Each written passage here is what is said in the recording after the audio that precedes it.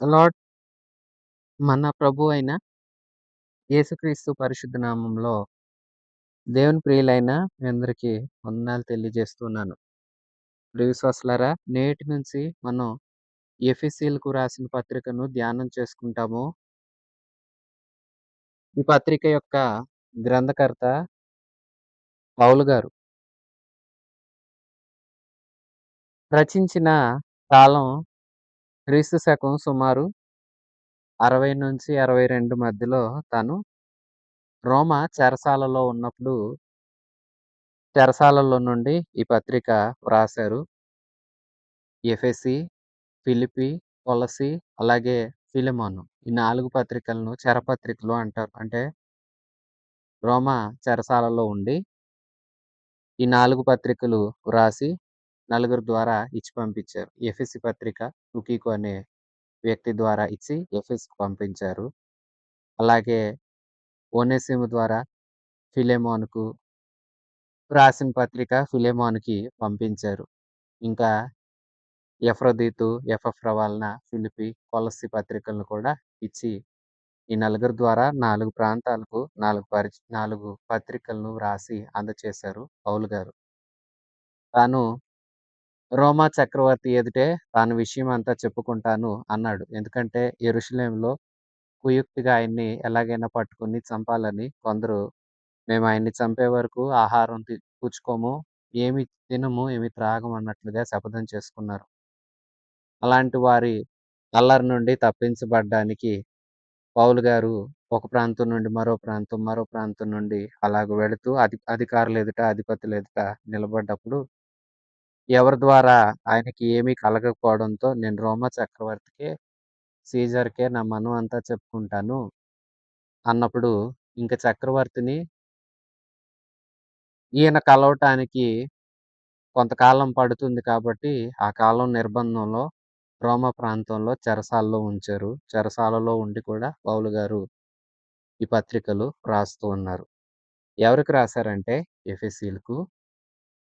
ఎఫెసులో ఉన్న సంఘస్థులకు అంటే ఎఫెసులో ఏర్పాటైన సంఘానికి, ఆ సంఘం మట్టుకే కాదు, యావన్ మంది క్రైస్తవులకు ఇది నాటి నుంచి నేటి వరకు కూడా ఉపయోగకరమైన పత్రిక. అంటే రాయటానికైతే ఎఫెసీయులని దృష్టిలో పెట్టుకొని రాసారు గానీ, పౌలు గారు కొన్ని పత్రికలు ప్రత్యేకంగా సంఘానికే వ్రాసారు. కొన్ని సంఘాలకు. అయితే కొన్ని పత్రికలు సార్వత్రిక సంఘానికి ఉపయోగపడేలాగా కొన్ని పత్రికలు రాసి, పలానా ప్రాంతంలో నేనొక పత్రిక రాసి పంపాను. మీరు కూడా తెప్పించుకొని చదివించుకోండి. అలా మాట్లాడిన సందర్భాలు కూడా ఉన్నాయి. ఎందుకంటే కొన్ని పత్రికలు మిగతా సంఘాలకు కూడా ఉపయోగపడతాయి అనుకున్నప్పుడు, ఆ మాటలు తెలియజేశారు వారు. రోమా చెరసాలలో నుండి తుకికు అనే వ్యక్తి ద్వారా ఎఫెసీయులకు ఈ పత్రిక చేరింది. రాసింది ఎఫెసీయులకు. ఈ ఎఫెసు ప్రాంతం ఏషియా మైనర్‌లో పశ్చిమాన ఉంటుంది. ఇప్పుడు ఆసియా మైనర్‌ని మనం ప్రస్తుతం టర్కీ అని పిలుస్తాము. ఆ ప్రాంతంలో ఈ ఎఫెసు ప్రాంతం ఉంది. రెండవ సువార్త ప్రయాణం పౌలు గారు చేస్తూ ఉన్నప్పుడు ఎఫెసు ప్రాంతానికి వెళ్లారు. అపోస్తలుల కార్యాల గ్రంథం 18వ అధ్యాయం 18-22 వరకు మనం చూస్తే ఎఫెసుకి వెళ్లారు. నెలల వ్యవధి మాత్రమే ఉన్నారు. ఇంచుమించు 2, 3 నెలలు ఉన్నారు. ఆ తర్వాత ప్రాంతాలు మారుకుంటూ అంతియోకు వెళ్ళిపోయారు. అంతియోకు వెళ్ళి మరలా అంతియోకు నుండి మూడవ సువార్త ప్రయాణం ప్రారంభించారు. ఎప్పుడైతే మూడవ సువార్త ప్రయాణం ప్రారంభించారో, ఆ సువార్త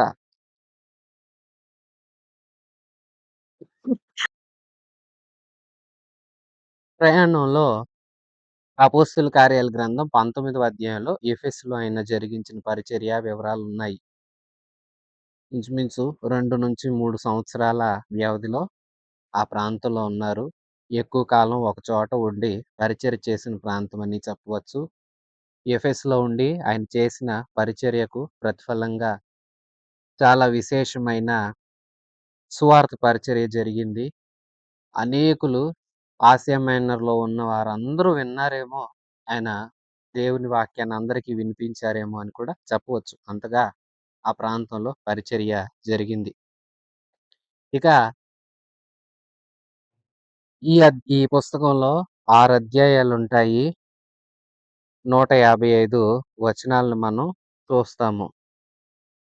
ఈ గ్రంథాన్ని మనం రాసిన ఉద్దేశం చూస్తే, ఎఫెసు మరియు ఇతర ప్రాంతాల్లో గల విశ్వాసులు క్రైస్తవ విశ్వాసమందు స్థిరపరచుట, క్రీస్తు శరీరమైన సంఘం యొక్క ఉద్దేశం, సంఘానికి ఉండవలసిన గుణములు, అలాంటి వాటిని విశదపరుస్తూ రాశారు. ఒక విధంగా చెప్పాలంటే ఎఫెసులో ఉన్న ప్రజలకు క్రీస్తులోనికి నడిపించే ప్రయత్నం. ఎన్నో ఆధిక్యతలు దేవునిలో మనకు ఉన్నాయి. అయితే అన్నీ ఉన్న మనం ఏమీ లేని వారంగా లోకంలో వ్యవహరిస్తూ ఉంటాము. ఇలా కాదు, క్రీస్తునందు అనే మాటతోనే ఈ పత్రిక అంతా రాశారు. క్రీస్తునందు మనం ఏమై ఉన్నామో, క్రీస్తునందు మనకేమి దొరుకుతాయి, క్రీస్తు మనకేమై ఉన్నాడు, క్రీస్తునందు మనం ఎలాగుండాలి, ఇలాంటి వివరాలతో ఈ పత్రిక అంతా రాశారు. ఇక ఎఫెసు ప్రాంతం గురించి కొన్ని విషయాలు చెప్పాలంటే, ఈ ప్రాంతంలో ఒక నాటకశాల ఉంది. అనేక రకములైన అక్కడ కార్యకలాపాలు జరిగించుకుంటూ ఉండేవారు వినోదం కోసం. అదేవిధంగా రోమా ప్రభుత్వాన్ని పరిపాలిస్తున్న రాజులు విశ్రాంతి కోసం అప్పుడప్పుడు ఎఫెసు ప్రాంతానికి వచ్చి కొంతకాలం అట్లా ఉండటానికి ఇష్టపడేవారని, ఈ ఎఫెసు ప్రాంతంలో పర్యాటక స్థలాలు కూడా అనేకాలు ఉన్నాయని చెప్తారు. ఈ ఎఫెసు ప్రాంతంలో డయానా దేవి అనే పేరుతో ఒక గుడి ఉంది. ఆర్తెమే దేవి అని కూడా పిలుస్తారు. సంతానోత్పత్తికి సంబంధించిన దేవి. 127 స్తంభాలతో గుడి కట్టారు. చక్కటి ఎన్నో రకాల ఆధునిక పరిజ్ఞానాన్ని వాడే ఆ దేవాలయాన్ని నిర్మించారని కూడా చెప్తారు. ఆలయంలో వ్యర్థమైన కార్యక్రమాలు ఆరాధన పేరుతోనే జరిగాయని కూడా అభిప్రాయం. ఆ ఆలయ నమూనాన్ని తయారు చేసి వెండితో గుడిలాంటి చిన్న చిన్న గుళ్ళను చేసి కంసాల వారు అమ్ముకుంటూ ఉండేవారు. అక్కడ అది వాళ్ళకు జీవనోపాధి కూడా. పౌలు గారు విగ్రహాల్లో ఏముండదు, విగ్రహాల్ని మనం పూజింపకూడదు, ఇలాంటి విషయాలన్నీ సువార్త చెప్తూ తెలియచేసినందుకు అనేకులు విగ్రహాలను విడిచి ప్రభువులోకొస్తూ ఉన్నారు. అలా ప్రభువులోకి వస్తూ ఉన్న సందర్భాన్ని చూసి ఆ కంసాల వారందరూ కోపగించుకొని వారిలో ఒకతను ఉద్యమాన్ని లేవనెత్తాడు. అందరూ పౌలుకు వ్యతిరేకంగా నినాదాలు చేశారు. ఒక అల్లరి కూడా అక్కడ రేగినట్లుగా మనం అపోస్తలుల కార్యాల గ్రంథం 19వ అధ్యాయం మొదటి నుంచి అధ్యాయం చివరి వరకు ఎఫెసులో జరిగిన పరిచర్య వివరాలంతా మనం చూస్తాము. ఇలాగూ పౌలు గారు మొదట సమాజ మందిరంలో బోధిస్తూ ఉన్నారు. ఆరంభంలో మొదటిసారి వెళ్ళినప్పుడు కాస్త బాగానే విన్నారు. రెండోసారి వెళ్ళినప్పుడు వారికింకా మంచి విషయాలు నేర్పారు. అంతకుముందే అపోల్లో వెళ్ళి పౌలు గారి కన్నా కొంచెం ముందు వెళ్ళి కొన్ని విషయాలు తెలియచేశాడు. అయితే ఏం జరిగిందంటే, పరిశుద్ధాత్మ ఇతరేతర క్రీస్తుకి సంబంధించిన ఎక్కువ విషయాలు అపోల్లోకి తెలీవు. తనకు తెలిసినంత వరకు సత్యాన్నంతా ప్రకటించాడు. అయితే సంపూర్ణ సత్యంలోనికి వారిని నడిపించలేదు. పౌలు గారొచ్చినప్పుడు వారికి విషయాలన్నీ తెలియచేస్తే వారు ఆశ్చర్యపోయారు. కొందరు పరిశుద్ధాత్మను కూడా పొందుకున్నారు. ఆ పిదప ఆయన అలాగే సమాజ మందిరంలో బోధించి, తర్కించుచు అన్ని విషయాలు తెలియచేస్తూ ఉన్న సందర్భంలో కొందరు వ్యతిరేకించారు. ఇక వ్యతిరేకించే వారిని విడిచిపెట్టి తురన్ను అనే వ్యక్తి ఒక పాఠశాల నడుపుతున్నాడు. ఆ పాఠశాలలో విరామ సమయాలు, సెలవు సమయాల్లో పౌలు గారు సువార్త పరిచర్య కోసం ఆ బడినే దేవుని సువార్త కేంద్రంగా వాడుకొని ఇంచుమించు 2 సంవత్సరాల పాటు బడినే సువార్త పరిచర్యకు కేంద్రంగా వాడుకొని పరిచర్య జరిగించారు. ఇలాంటి ఎన్నో అనుభవాలు ఎఫెసులో పౌలు గారికి ఎదురయ్యాయి. అలాగూ పౌలు గారు విస్తృతంగా పనిచేసి, ఇంకా అహర్నిశలు కష్టపడి అనేకులకు సువార్త అందించిన ప్రతిఫలంగా ఎఫెసు సంఘం వెలుగులోకొచ్చిందంటే సంఘం స్థాపించబడింది. ఈ టర్కీ ప్రాంతంలోనే. ఇంకా మరొక మిగతా ఇంకో 6 సంఘాలు మనం ప్రకటన గ్రంథంలో ప్రభువు ఉత్తరాలు 7 సంఘాలకు రాసినట్లుగా కూడా మనం చూస్తాం కదా! ఆ సంఘాలు కూడా వెలుగులోకొచ్చాయి. పౌలు గారు ఈ పత్రికను ఎఫెసీయులకు రాసి పంపారు. అలాగే దేవాది దేవుడు మన ప్రభువైన యేసయ్య కూడా తన శిష్యుడైన యోహాను ద్వారా కూడా ఒక క్లుప్తమైన, స్పష్టమైన వివరాలతో కూడిన ఒక ఉత్తరాన్ని కూడా వ్రాయించి పంపించినట్లుగా కూడా మనం చూస్తాము. ఇది ఎఫెసుకు సంబంధించిన, సంఘానికి సంబంధించిన కొన్ని క్లుప్త వివరాలు. రచయిత పౌలు ఉద్దేశం, వీరు క్రీస్తుని ఆరాధిస్తున్నారు గాని, క్రీస్తులో ఉన్న ఐశ్వర్యం ఏంటి? క్రీస్తు ఏమై ఉన్నాడు? ఈ విషయాలన్నీ సంపూర్ణంగా తెలియాల్సిన వారయ్యుండి, యేసయ్యని ఆరాధిస్తూనే ఏదో మాకేముంది, మేము నిరుపేదలం అన్నట్లుగా ఉన్నారు. మీరు నిరుపేదలు కాదు, క్రీస్తునందు మీకన్నీ ఉన్నాయి అని వారికి స్పష్టంగా తెలియచేస్తారు. ఈ గ్రంథానికి ఒక విశిష్టత ఉంది. ఏమంటే, ఈ పత్రికలో సంఘాన్ని దేవుని మందిరంగాను, క్రీస్తు యొక్క శరీరంగాను, నూతన పురుషుడుగాను, పవిత్రురాలైన కన్యకగాను, పోరాడే సైన్య వీరుడుగాను పోలుస్తూ మాట్లాడుతూ వస్తారు. అంటే సంఘం దేవుని మర్మం. సంఘం ఒక నూతనత్వాన్ని పొందిన నవీన పురుషుడు. సంఘం క్రీస్తు కోసం, వరుడు కోసం ఎదురు చూస్తూ సిద్ధపడుతున్న పవిత్రురాలైన కన్యక. సంఘం సైతాను శక్తులతో పోరాడే సైన్య సమూహం. ఇలాగూ పోల్చి మాట్లాడిన అనుభవాలు కూడా ఈ పత్రికలో ఉన్నాయి. పత్రిక చాలా విశిష్టమైనది. ఇది యావన్మంది క్రైస్తవులకు చాలా ఉపయోగపడే పత్రిక. ఇక ఈ పత్రికలో మూలవాక్యాన్ని మనం చూస్తే, వచనాలు ముఖ్యమైనవి ఏవి అని చెప్తే, ఈ పత్రికలో చాలా ఉన్నాయి. మచ్చుకు 1, 2 మనం చూద్దాము. ఎఫెసు పత్రిక 2వ అధ్యాయం 8-10 వరకు మనం చూస్తే, మీరు విశ్వాసం ద్వారా కృపచేతనే రక్షించబడి ఉన్నారు. ఇది మీ వలన కలిగినది కాదు, దేవుని వరమే. అది క్రియల వలన కలిగినది కాదు గనుక ఎవడును అతిశయపడ వీలు లేదు.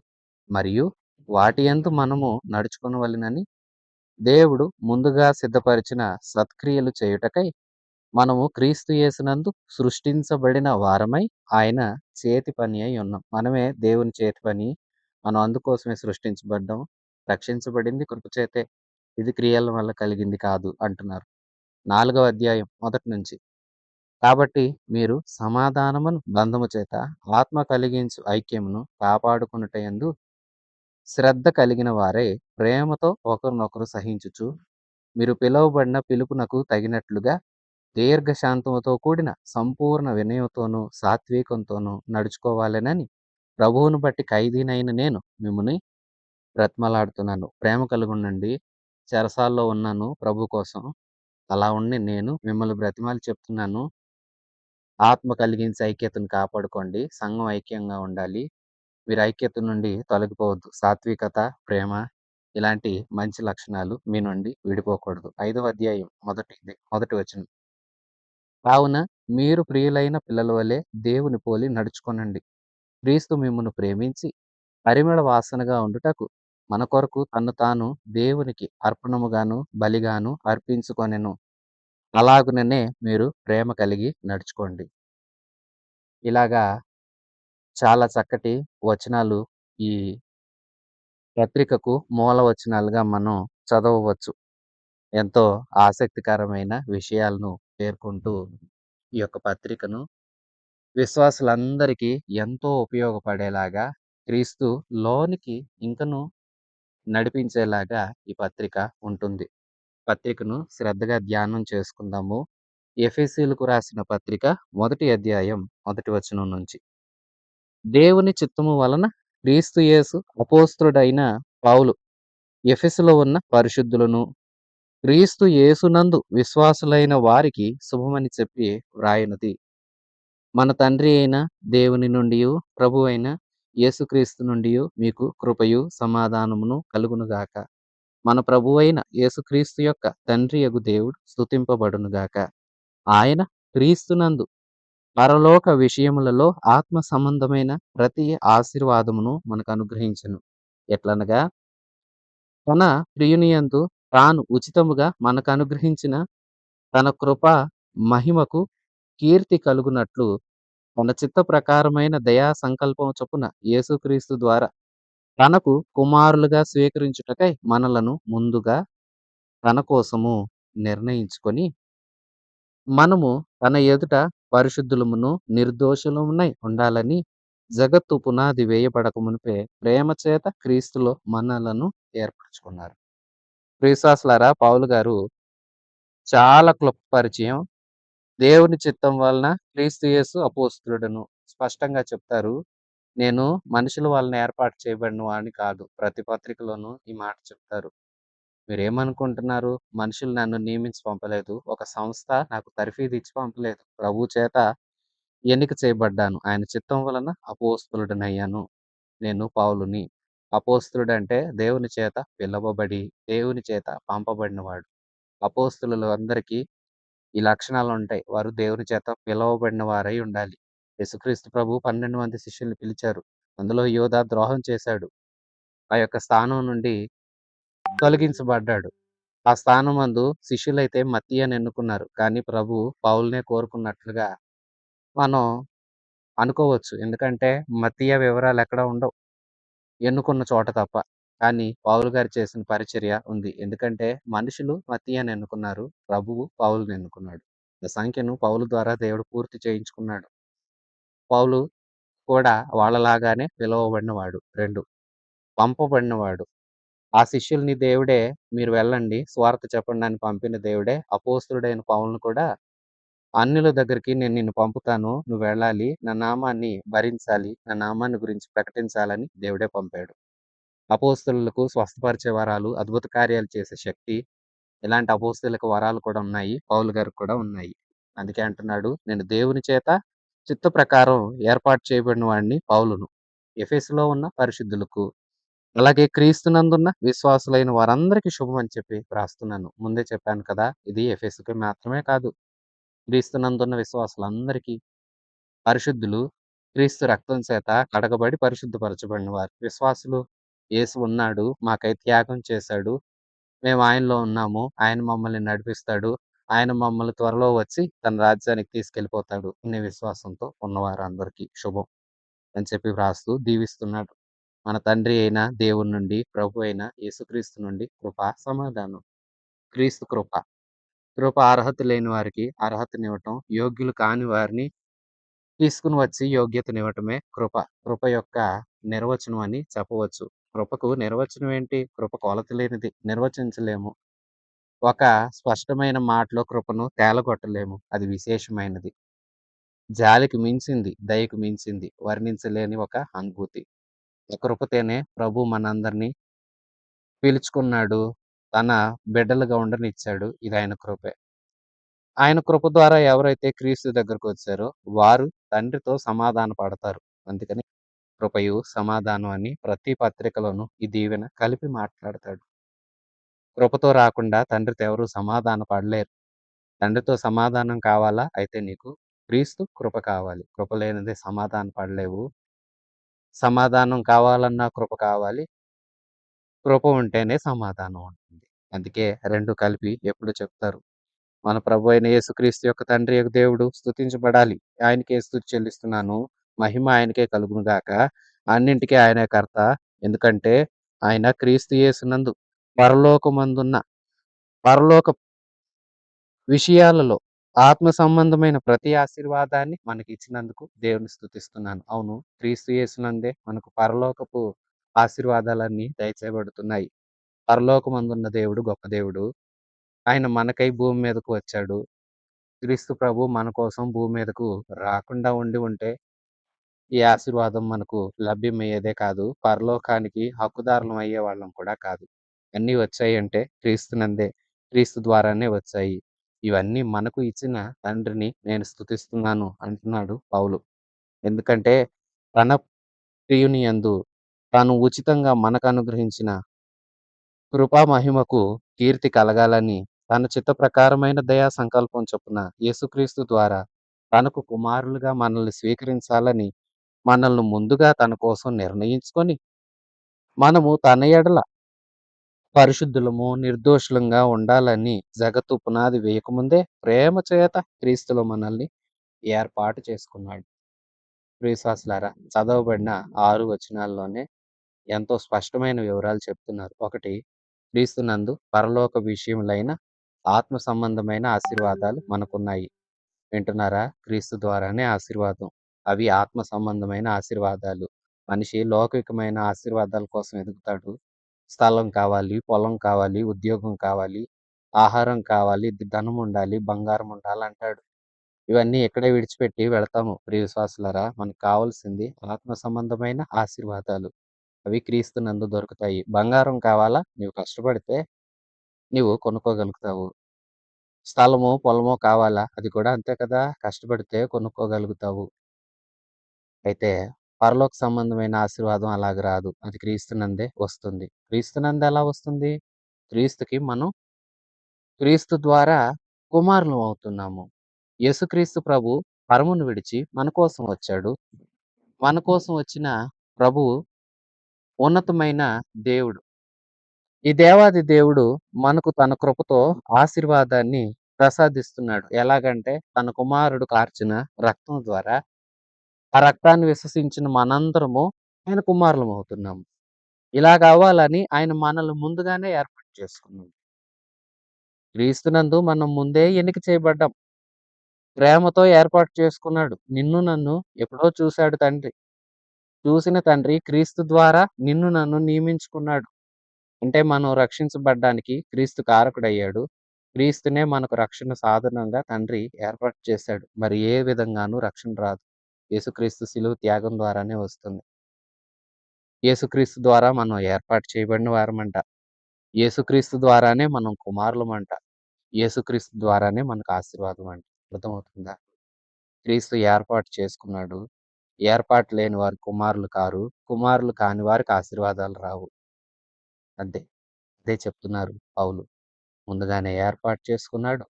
ఏర్పాటు చేసుకుని మనల్ని తన పిల్లలన్నాడు.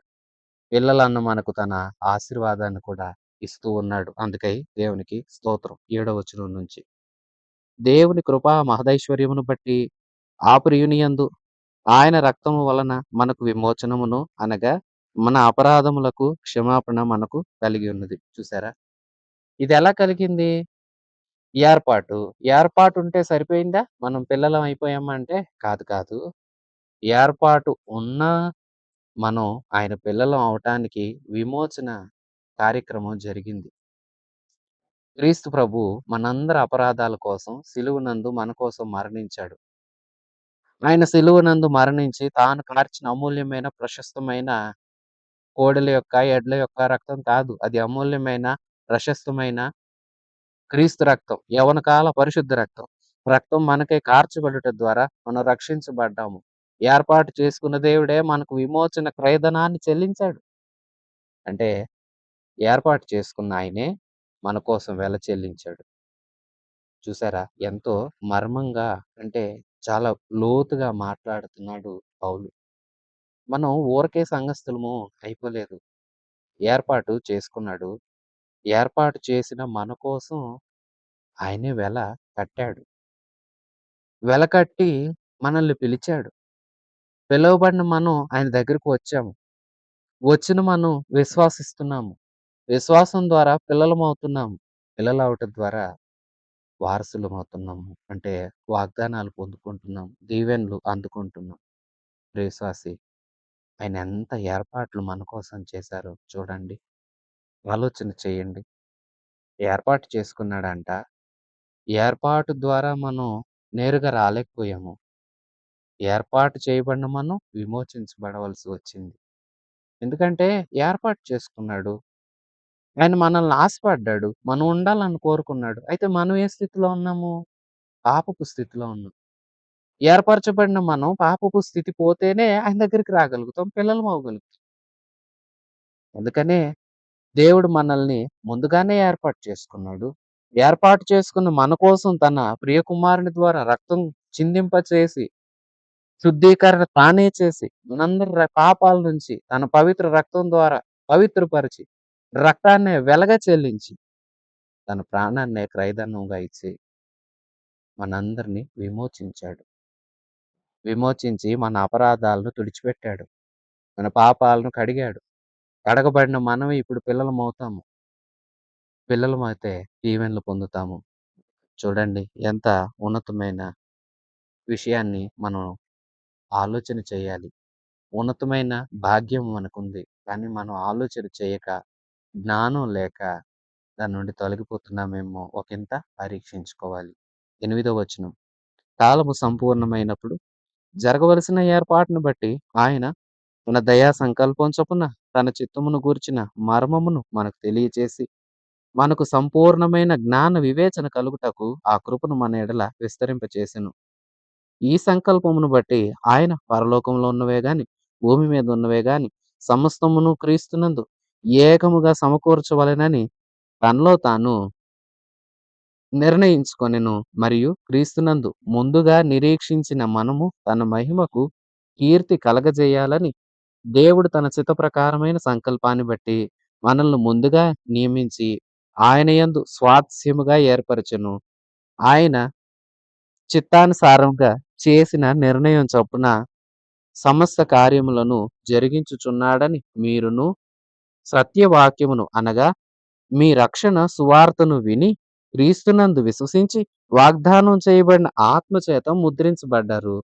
దేవుని మహిమకు కీర్తి కలుగుటకై ఆయన సంపాదించుకొనిన ప్రజలను విమోచనము కలుగు నిమిత్తము ఈ ఆత్మ మన స్వాస్థ్యములకు సంచకరువుగా ఉన్నాడు. ప్రియశ్వాసులారా, మరలా మనం ఒకసారి జ్ఞాపకం చేసుకుందాం. మనం ఏర్పాటు చేయబడ్డాం. అంటే జగత్తు పునాది వేయకముందే మన పేర్లు ఆయన గ్రంథంలో లిఖించుకొని పలానా వారు, పలానా వారని మన పేర్లతో సహా మన జీవితాలను ఆయన సృష్టించాలని, మనల్ని భూమి మీదకు పంపాలని ఆశించాడు. ఆశించిన మనం ఆయన ఏర్పరిచిన వారం, ఆయన చేత కలగజేయబడిన వారం. కలగజేయబడింది ఆయన ద్వారానే. ఇప్పుడు అయితే ఆయన దగ్గరకు రాలేని స్థితిలోకెళ్ళిపోయాం. ఎందుకంటే ఆదియందు దేవుడు భూమి ఆకాశాన్ని సృజించి ఆదాము హవ్వలను ఏదెన్‌లో వనం వేసి ఒక తోట వేసి ఆ తోటలో ఉంచితే వారిని ఒక ఆజ్ఞ ఇస్తే వారాజ్ఞ పాటించలేదు. అవిధేయులైపోయారు. తద్వారా మహిమ కోల్పోయారు. ఇప్పుడు ఏర్పాటు చేయబడిన మనందరం కూడా ఆదాము, హవ్వ ద్వారా భూమి విస్తరించాలని, భూమి నిండించబడాలని కోరిన దేవుడు ఆ ప్రణాళికలో భాగంగా నిన్ను, నన్ను ముందుగానే ఏర్పాటు చేశాడు.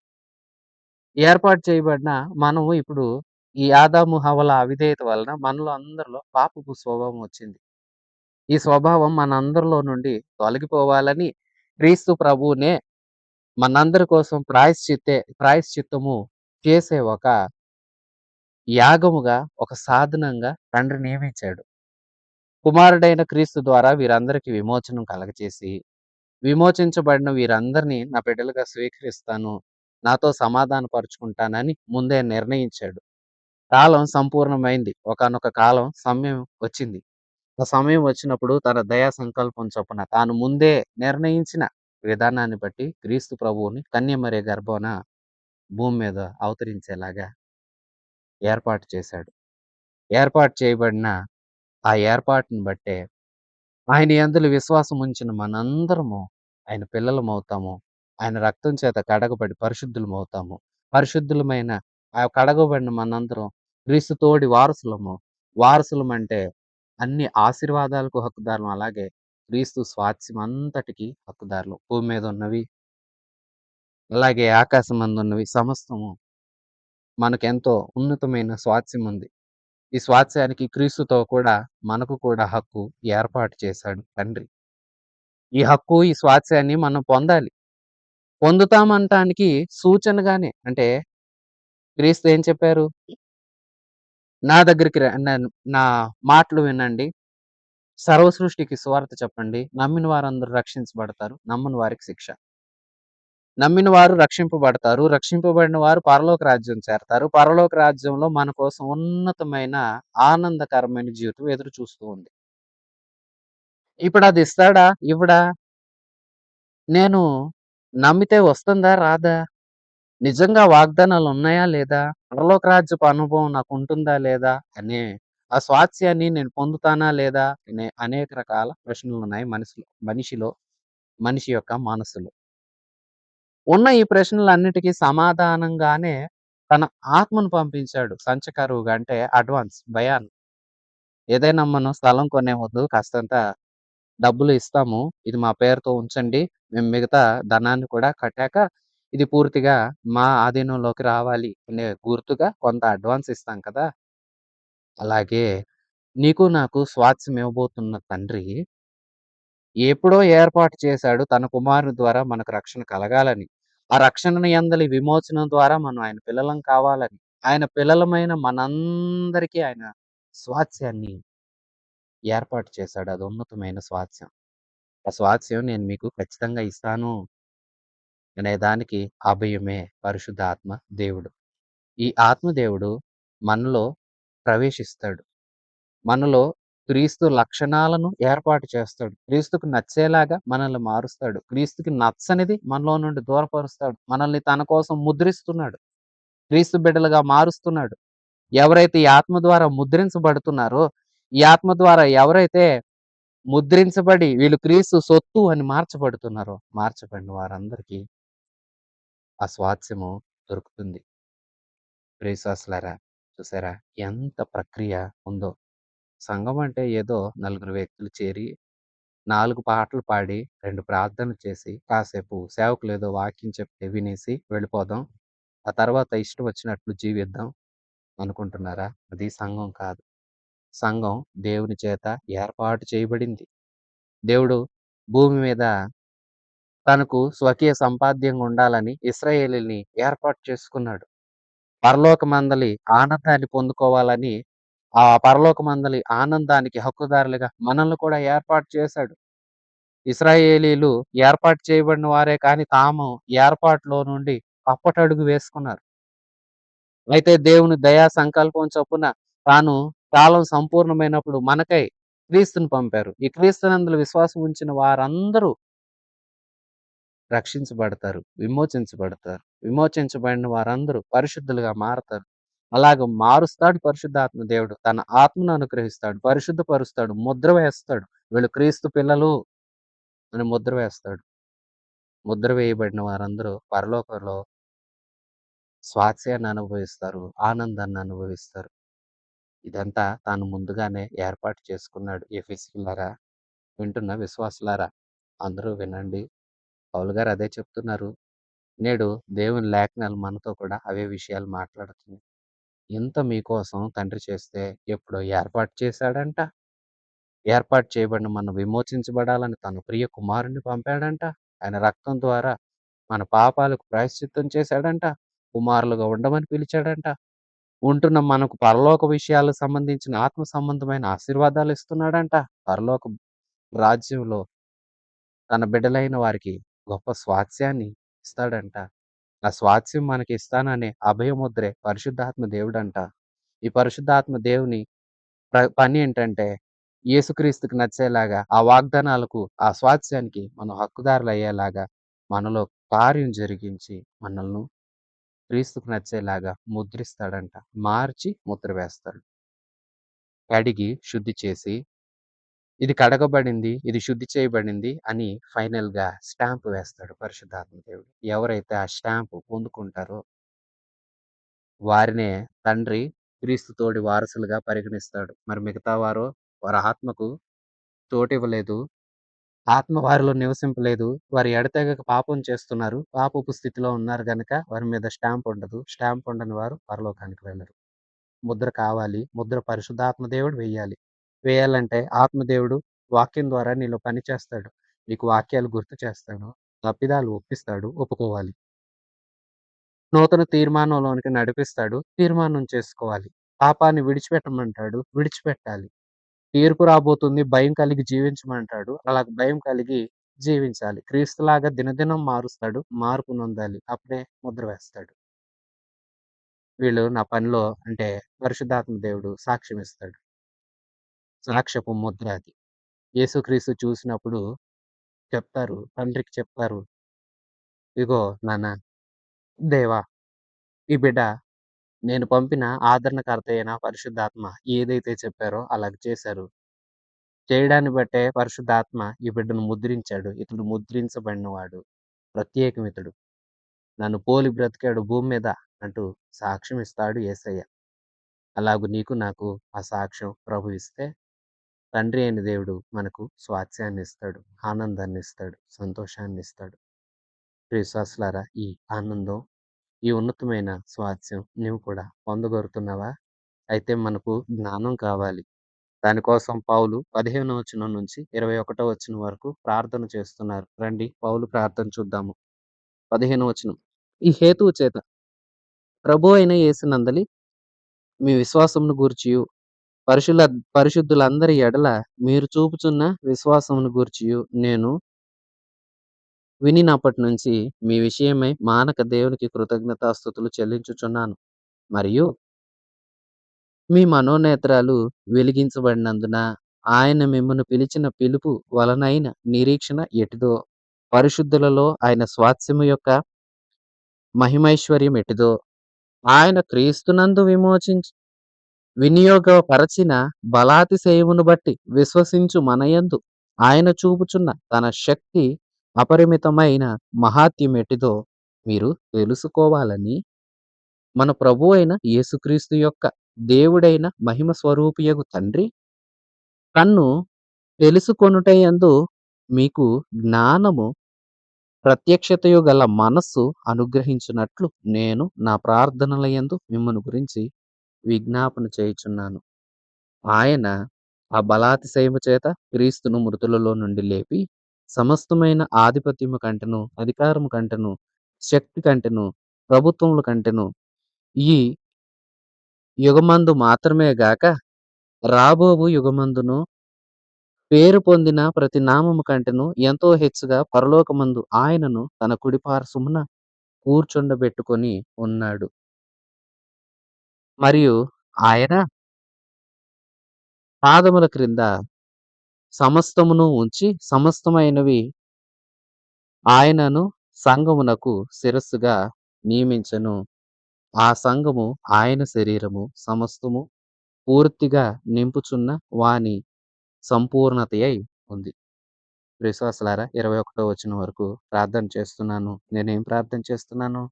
మీరు దేవుని మహాత్మ్యం ఎలాంటిదో, ఆయన బలాతిశయం ఎట్టిదో, ఆయన ఎంతటి శక్తివంతువాడో, ఆయన స్వాస్థ్యం ఎలాంటిదో, ఆయన మనకు అనుగ్రహించే కృప ఎలాంటిదో, ఆ కృప ద్వారా మనం పొందుకునే దీవెనలు ఎలాంటివో ఇవన్నీ మీరు తెలుసుకోవాలంటే మీకు జ్ఞానం కావాలి. ప్రత్యక్షత గల మనస్సు కావాలి. అందుకే ఆ జ్ఞాన ప్రత్యక్షత మీకు కలగాలని ఇప్పటికే మీరు విశ్వాసం ఉంచిన సంగతి విని ఎంతో సంతోషిస్తూ కృతజ్ఞతాస్తుతులు చెల్లిస్తూనే మీకు జ్ఞానం కావాలని, ఆ జ్ఞానం ద్వారా క్రీస్తు ఎలాంటివి మీకోసం దాచి ఉంచాడు, తండ్రి ఎలాంటివి మీకోసం సిద్ధం చేయించి ఉంచాడో, ఎంత ఉన్నతమైన వాటిని మన కోసం నియమించాడో అంతేనంటారా? యేసుక్రీస్తు ప్రభువు మనకు శిరసై ఉన్నాడు. సంఘము ఆయన శరీరమై ఉన్నది. సమస్తము ఆయన ఆధిపత్యంలో ఉంది. సమస్తానికి ఆయనే ఆది సంభూతుడు. అన్నింటిపైన ఆయనకు అధికారం ఉంది. ఈ విషయాలన్నీ మీరు తెలుసుకోవాలని, మీకు జ్ఞానం కావాలని నేను ప్రార్థన చేస్తున్నాను అంటున్నాడు పౌలు. ప్రియవిశ్వాసులారా, చివరి వచనాలు ఏం తెలియజేస్తున్నాయంటే దేవుడు శిరస్సు. యేసుక్రీస్తు ప్రభువే సంఘానికి శిరస్సు. సంఘం ఆయన శరీరం. శిరస్సు ఏది చెప్తుందో శరీరం అదే చేయాలి. మన తల ఉంది. తలలో మెదడుంది. మెదడు చెప్పే సూచనల ప్రకారమే మాటలు, చూపు, ఆలోచనలు, చేతి, కాళ్ళ కదలికలు, అవయవాల పనితీరు ఆధారపడి ఉంటాయి. మెదడు పని చేయకపోతే మనిషి ఎలాగూ శవంలాగా పడి ఉంటాడు. చూసారా? తలలో ఉన్న మెదడు మనకు అలాగ పని చేయిస్తుంది. అలాగే క్రీస్తే మనకు శిరస్సు. మన ఆలోచనకర్త. ఆయన ఆలోచనను బట్టి మనం నడిస్తేనే జీవం కలిగి ఉంటాం. లేదంటే నిర్జీవం అయిపోతాం. శిరస్సు ఆయనే కదా!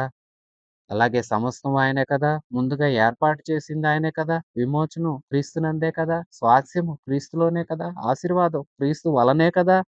కుమారత్వము క్రీస్తు వలనే కదా! చూసారా?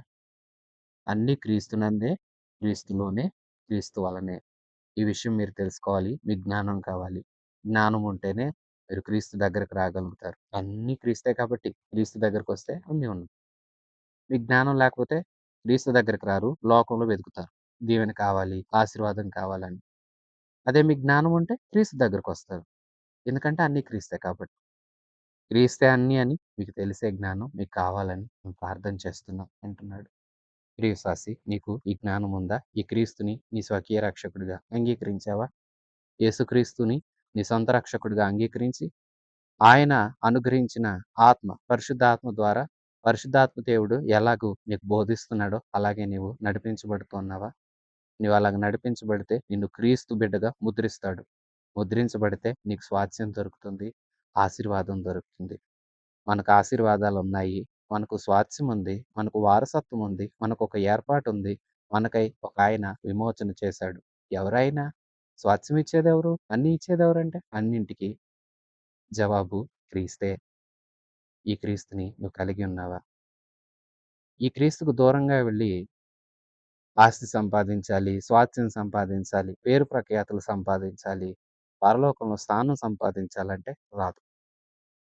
భూమి మీదైనా, పరలోకమైనా. ఈ ఇహమందైనా, పరమందైనా నీకేది కావాలన్నా ప్రభు దగ్గరికి రా. ప్రభువుని అడుగు. ప్రభువులోనే అన్నీ ఉన్నాయి. ప్రభువే అన్నిటికీ కర్త. ప్రభువే అన్నీ ఇస్తాడు. ఇవ్వగలిగిన వాడు ఆయనే. ఇవ్వగలిగిన వాని యొద్దకు రా. లోకంలో వెదకకు. లోకంలో వెదికి వట్టి చేతులతో మిగలకు. క్రీస్తులోకి రా. అన్నీ పొందుకుంటావు. అన్నీ అనుగ్రహించి క్రీస్తు మనందరికీ తోడై ఉండును గాక. ఆమేన్. మన ప్రభువు అయిన యేసుక్రీస్తు కృప, తండ్రి అయిన దేవుని పరమ ప్రేమ, పరిశుద్ధాత్మ దేవుని సన్నిధి సహవాసం మనందరికీ సదాకాలం తోడై ఉండి నడిపించును గాక. ఆమేన్. God bless you.